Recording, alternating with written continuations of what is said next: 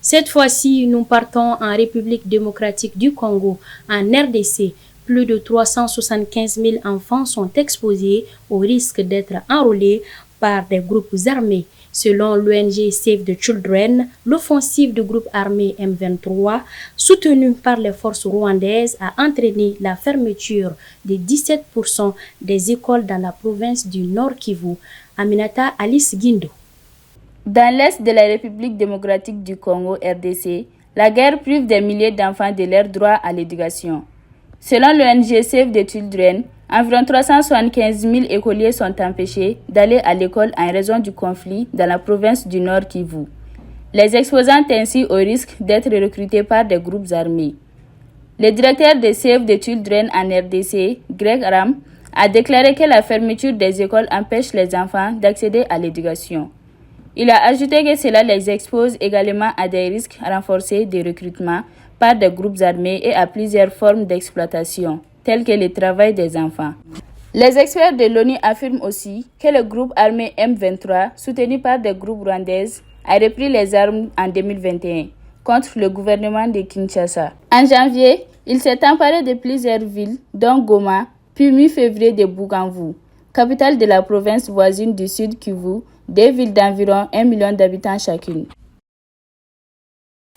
Ces derniers jours, les tensions entre le président français Emmanuel Macron et le président russe Vladimir Poutine se sont intensifiées. Lors du sommet européen, le président Emmanuel Macron a suggéré d'étendre la protection nucléaire de la France à toute l'Europe pour faire face à la menace russe. En réponse, le président Poutine a mentionné la retraite de Napoléon en 1812 et qualifie de sans fondement les accusations selon lesquelles la Russie cherchait à envahir l'Europe. Fatoumata Ali Kedi nous fait le point. Récemment, le président russe Vladimir Poutine a réagi aux accusations qui affirmaient que la Russie cherchait à envahir l'Europe. Selon lui, ces accusations étaient complètement sans fondement. Il a expliqué que certains pays occidentaux exagéraient la situation pour justifier l'augmentation de leurs forces militaires et leur politique de défense. Le président russe a également affirmé que ces accusations étaient utilisées pour semer la peur et légitimer des actions qui, selon lui, ne sont pas nécessaires. Pour renforcer son propos, il a évoqué un épisode historique, celui de la retraite de Napoléon en 1812, suggérant que la Russie est une grande puissance qui a toujours su se défendre face à des menaces extérieures. Selon lui, ces accusations occidentales ne sont qu'une manière de discréditer la Russie et de manipuler l'opinion publique. Selon le président Vladimir Poutine, la Russie ne veut rien d'autre que la stabilité et le respect de ses frontières, refusant de se laisser entraîner dans une escalade inutile.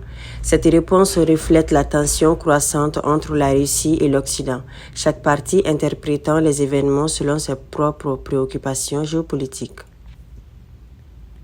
Voilà, c'est ce qui met fin à ce journal que j'ai eu le plaisir de vous présenter. Merci de votre fidélité à Alafia Télévision, la télé de la paix. Bonsoir.